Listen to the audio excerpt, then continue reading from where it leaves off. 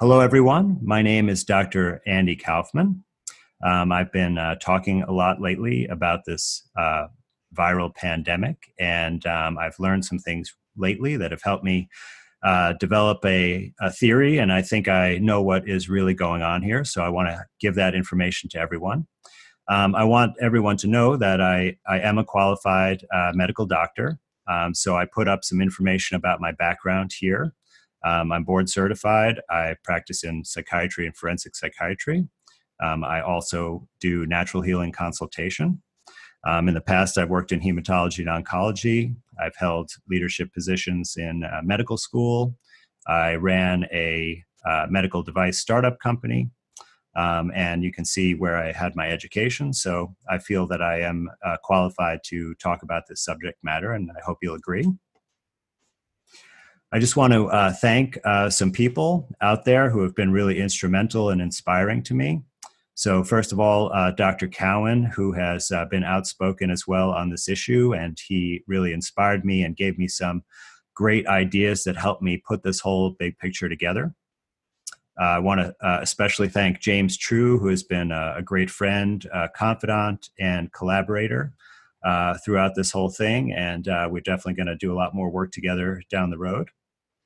I really want to thank Richie from Boston, Jason Lindgren, and Crow 777 for giving me the opportunity to get my message out there and for being so supportive and open.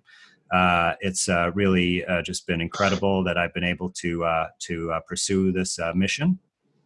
I want to thank my kids who have been ignored a lot lately since I've been working so hard trying to figure things out. And I'm so proud of them. They're the only children in my area who I know who are not afraid of getting sick, and they're out playing and having a good time. And then lastly, Dr. Lanka and Dr. Turner Banks, who have done just amazing research and scholarship and have written books and papers that have really helped me figure things out. So thank you to everyone. All right, let's jump right in. So I want to start at the beginning at Ground Zero, Wuhan, China, Hubei province. This is the seafood market there. It's an open-air market where the first cases occurred. And as you can see from this picture, there's a bunch of meat and animal carcasses just laid out right on the ground. Here's another photograph from the market where you can see that conditions are somewhat less than sanitary. You have live animals, you have dead animals, you have cut up body parts and fluids that all seem to be cross-contaminating. So this is definitely not the kind of market where I'd be wanting to buy my food from, but certainly there was a lot of traffic there, a very big market. So if what we had is a situation where just about 200 people at first became ill with a mysterious pneumonia-type illness at this seafood market, and many of the people were actually employed or made their livelihood at the market. So I want to ask the audience out there, if you learned about this information, what would be your first thought about what most likely might be the problem that caused this mysterious illness? So would it be A, a new genetic disease like cystic fibrosis? Would it be B, a new virus, a new viral illness? Would it be C, autoimmune disease where the body is attacking itself, causing the problem? Or would it simply be bad seafood? And I think most of you would agree that the first thought you would have, given the commonality of the market and the sanitary conditions there, is that bad seafood would be an issue and something certainly to look into. However, the scientists in China did not agree, and in fact, they did not look into this issue at all, as far as I can tell. But instead, they jumped right into the possibility of a virus. So this is a quote from the first paper from the group there that claims to have identified this new coronavirus. And what they said is the disease was determined as viral induced pneumonia by clinicians according to clinical symptoms, including basically a fever, low white blood cell count. Pulmonary infiltrates just means fluid and congestion in the lungs on a chest x-ray. And the people did not get better after 3 days of antibiotics. So they did think of a bacterial infection first and then went right to the virus. And they note that most of the early cases had contact with the seafood market. So it sounds like they were primed to blame a virus on this illness right away. So how did they actually claim to have proved that a virus caused this illness? So what they did is they took only seven out of the almost 200 initial patients who were sick, and they stuck basically a fiber optic camera, like a long tube, down their windpipe into their lungs, and then they squirted a bunch of fluid in there and mixed it around, and it collected whatever debris or cells or chemicals were in the lungs, and then they sucked it back up.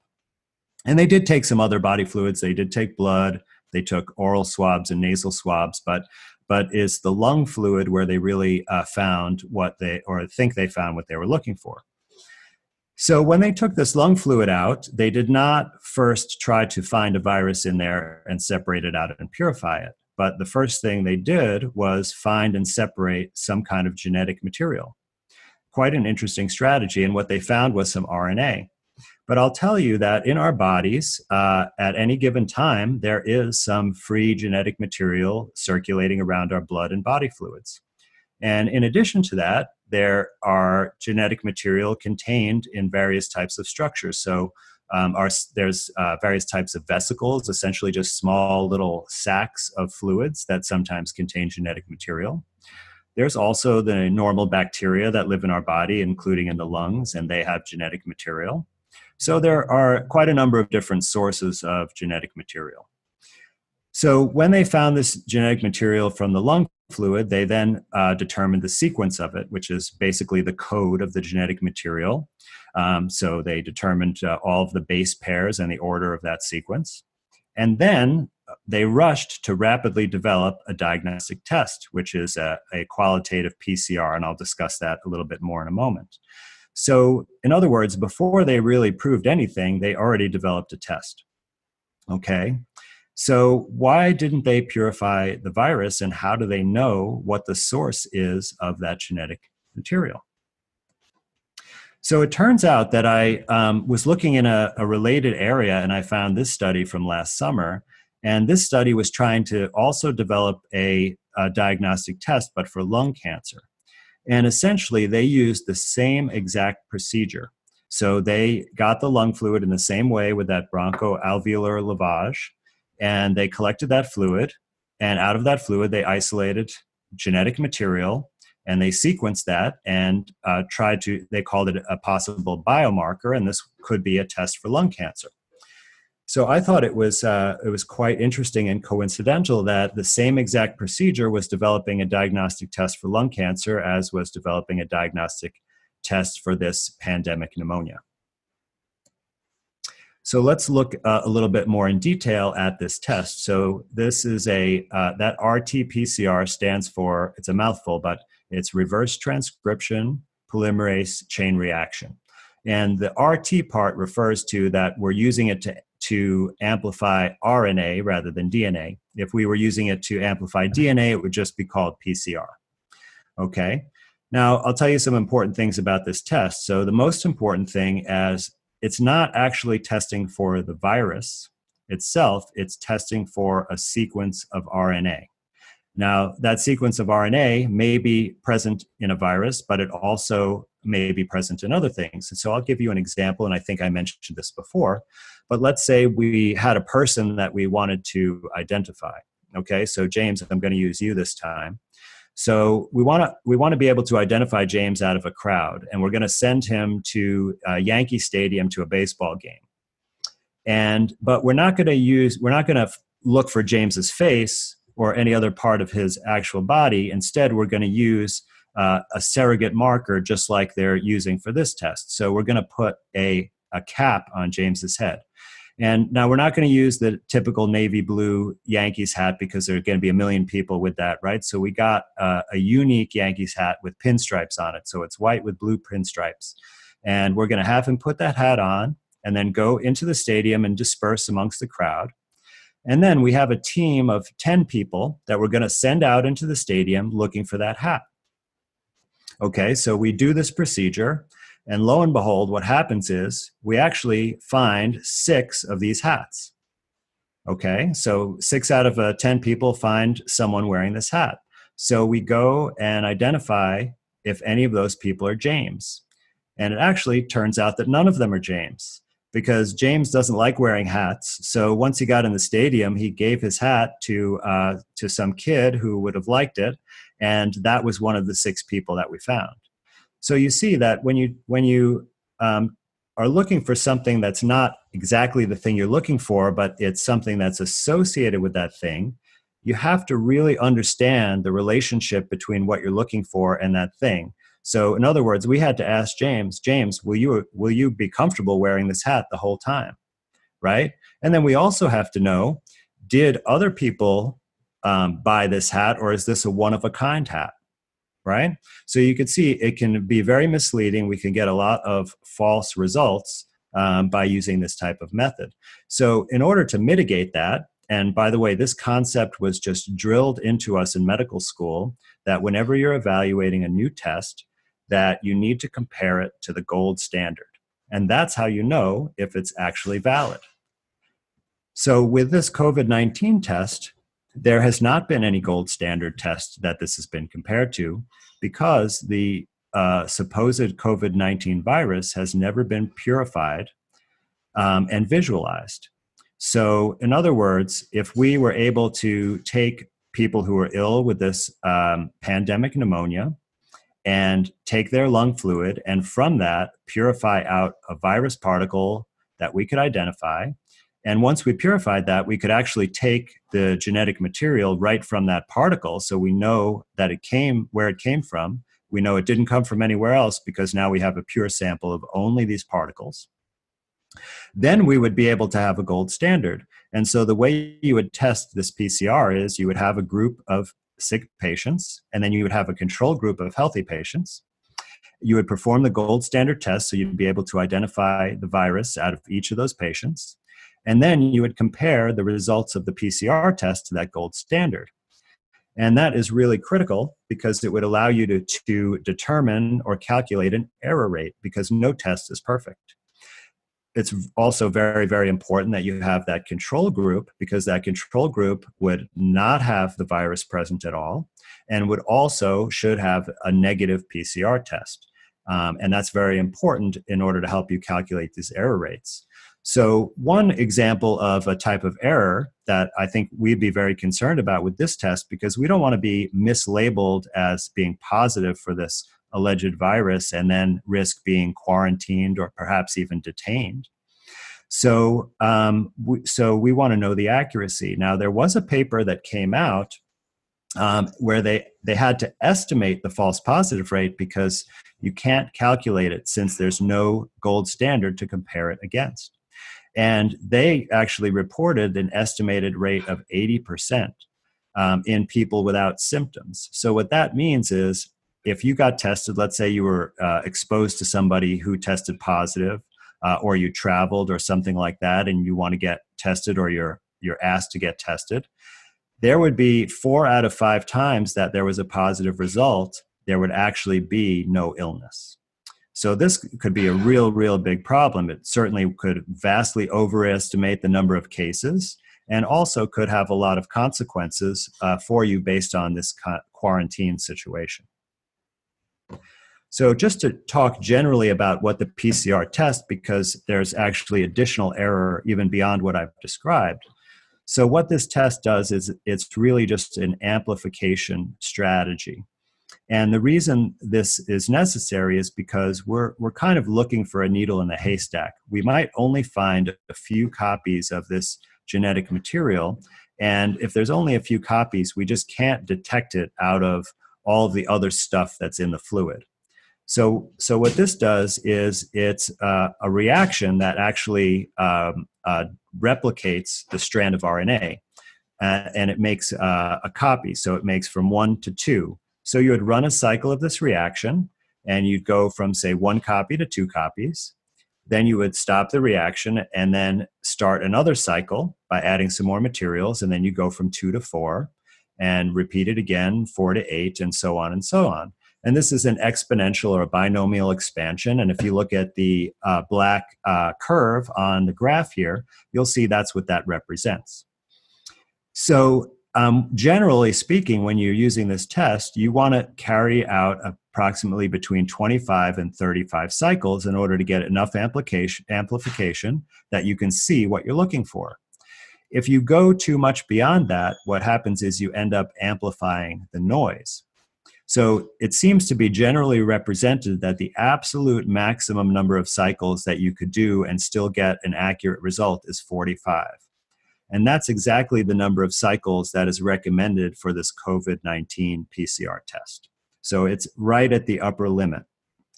And I'm going to share this quote with you from another article about PCR. It says, what PCR does is to select a genetic sequence and then amplify it enormously. It can accomplish the equivalent of finding a needle in a haystack. It can amplify that needle into a haystack. Like an electronically amplified antenna, PCR greatly amplifies the signal, but also greatly amplifies the noise. Since the amplification is exponential, the slightest error in measurement, the slightest contamination, can result in errors of many orders of magnitude. So this is not a very accurate test, especially when you're pushing the number of cycles to get so much amplification. Just a slight mistake can result in false positives. And I think that's what we've been seeing. So I'm going to change gears now a little bit and talk about something different, something that most of you have never heard of whatsoever, and it's called exosomes. And I'm going to talk about what they are and why they're relevant for this discussion. So exosomes are something that is naturally occurring in the body. So I have this diagram here, and if you look at the top right of the diagram, you'll see that this is a normal cell here outlined, and inside the cell you have these vesicles. And inside of our cells there are a number of different little organs, they call them organelles, and they're generally contained by a membrane. They come in different shapes, but lots of them are in this structure. It's essentially like a spherical blob that has the same membrane as is the outer membrane of the cell, a lipid bilayer membrane, and it can contain various types of chemicals.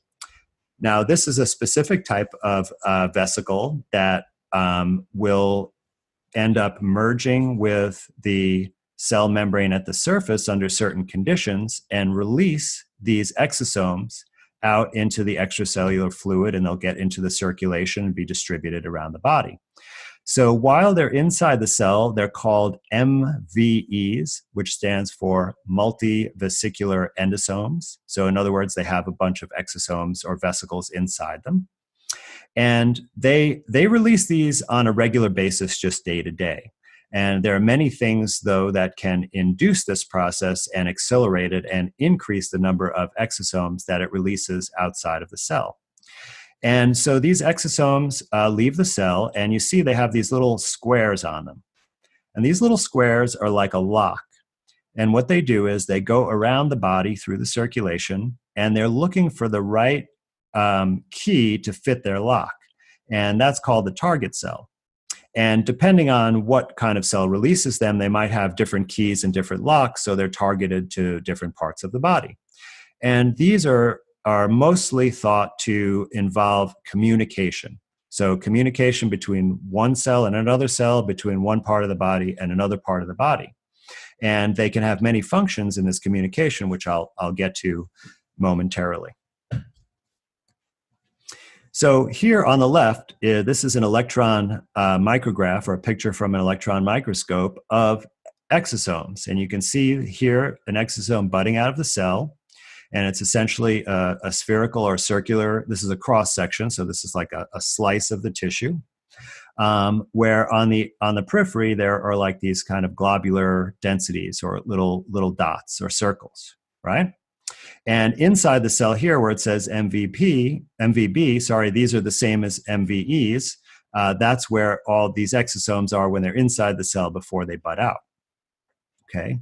And now we have a picture on the right which allegedly shows this COVID-19 virus. And you can see that there are these vesicles budding out of the cell in a circular shape with these globular dots on the periphery.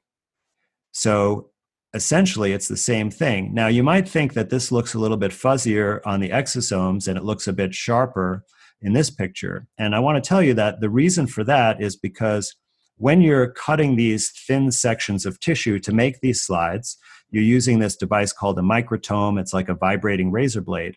And it's technically difficult, and sometimes the tissue doesn't cooperate well, or sometimes the person is less skilled, and you might not have a perfect slice. On this COVID-19 slide, this is, I've not seen a better slice than this. It's absolutely perfect. The one on the left is a little bit thicker, and so that's why it looks a bit fuzzier and less sharp, but essentially you're seeing the same exact thing.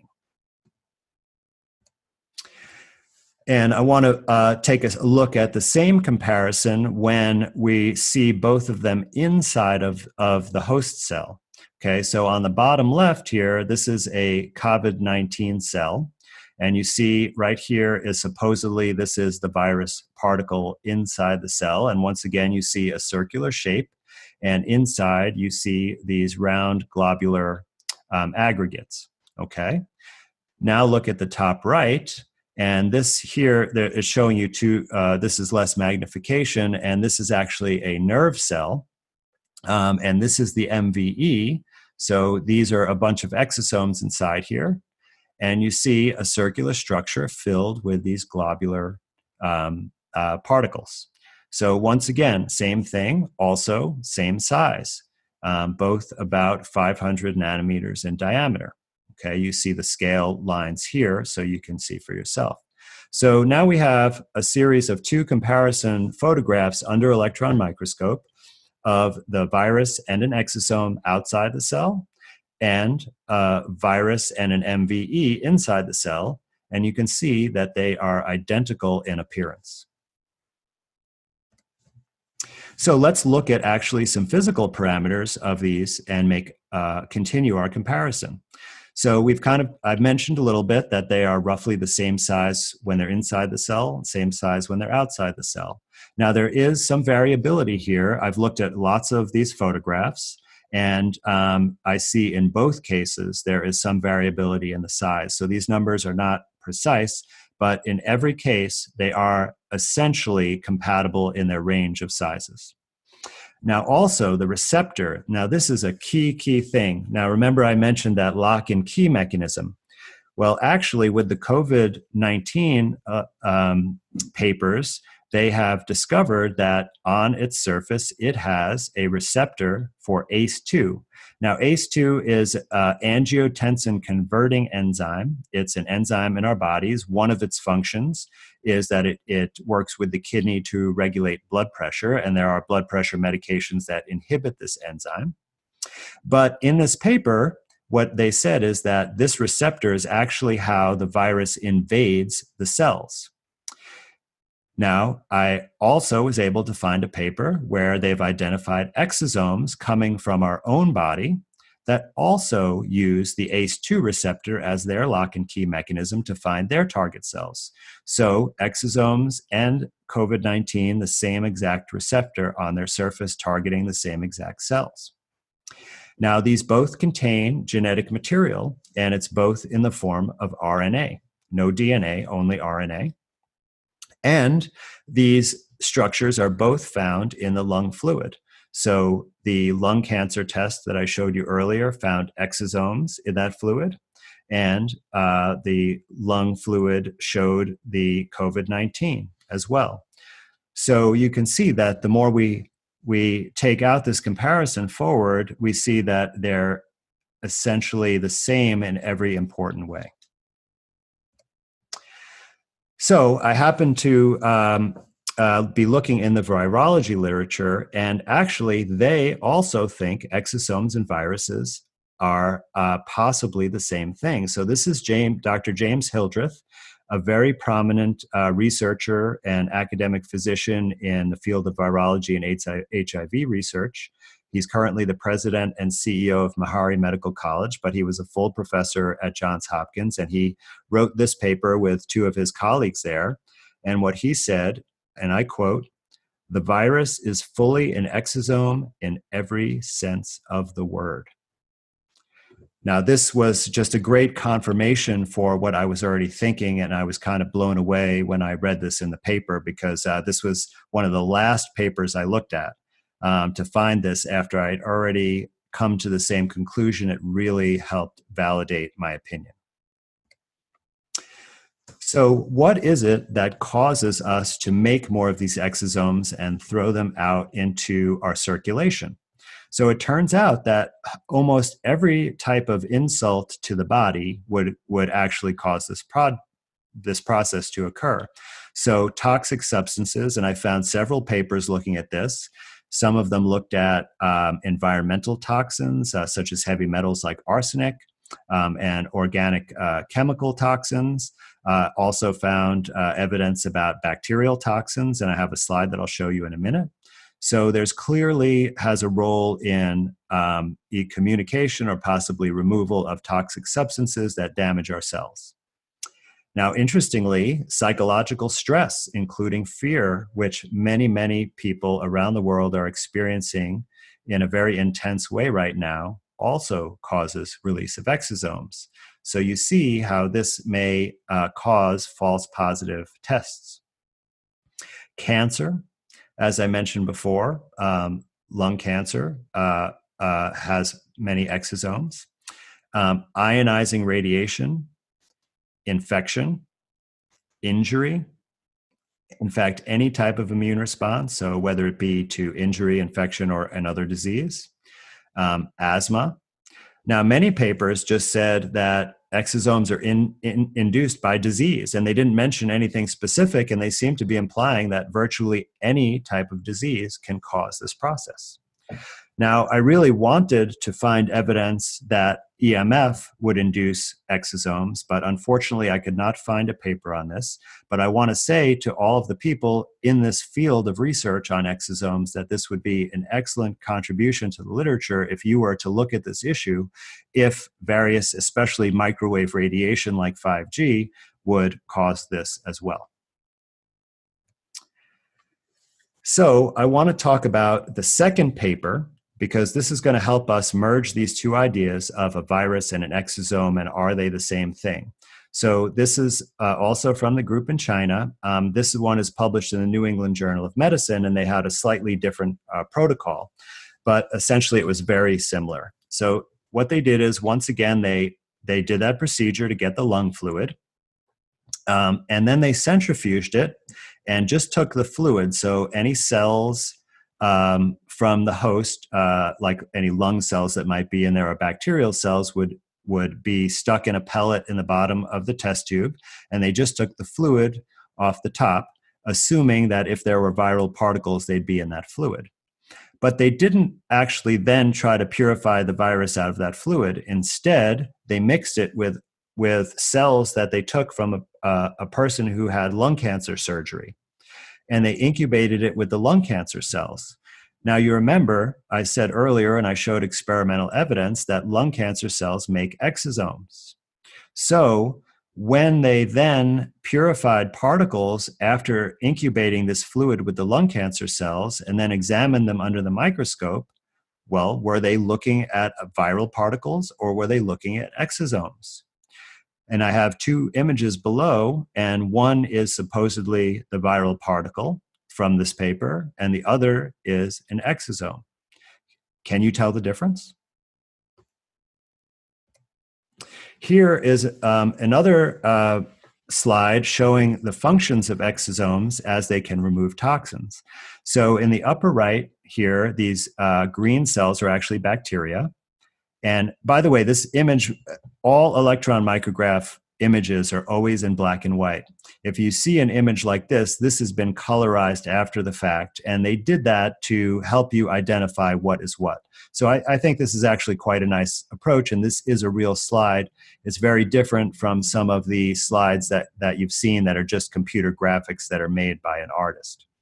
So these particles that they colored purple are the toxins released by the bacteria, and if they were allowed to contact the cell membrane, they would actually bore little holes in there, and the cell's contents would leak out and it would die.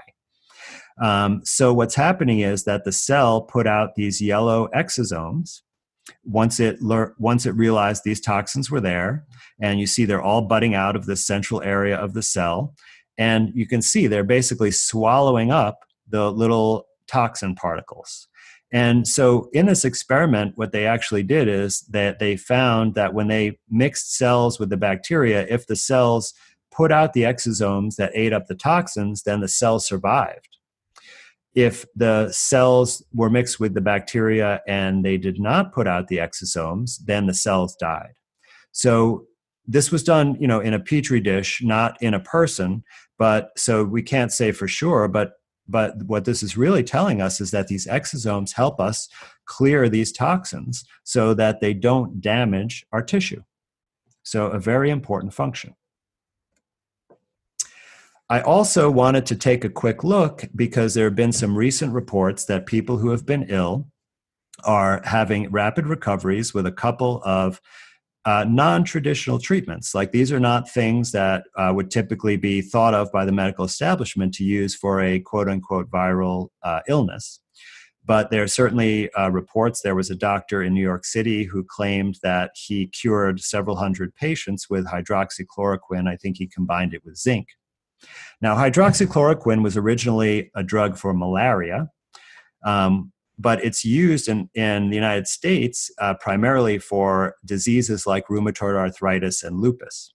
And it is not known how it works in those illnesses. And in my experience, it doesn't really work at all in those illnesses. However, there has been a bunch of research trying to figure out what this drug does. And I read a review paper on this, and I found quite an interesting thing. So there are studies that show that this drug can release lysosomal enzymes. So I'll tell you that the lysosome is basically the garbage dump of the cell. So it's another one of these vesicles or sacs, and it has all these enzymes that basically just chew everything up, similar to what happens in your gut when you're digesting food. And any trash that is not working anymore, right, like proteins that have degraded or DNA that was copied in error or things like that, they get sent to the lysosome for destruction and recycling. So it breaks it down into the basic constituents and then is able to send it back to the factory part of the cell where it could be reused to make new molecules. But in the case of this drug, what it actually does is release these enzymes out of the compartment in the cell and into the cell cytoplasm. And this can actually be quite damaging to the cell itself.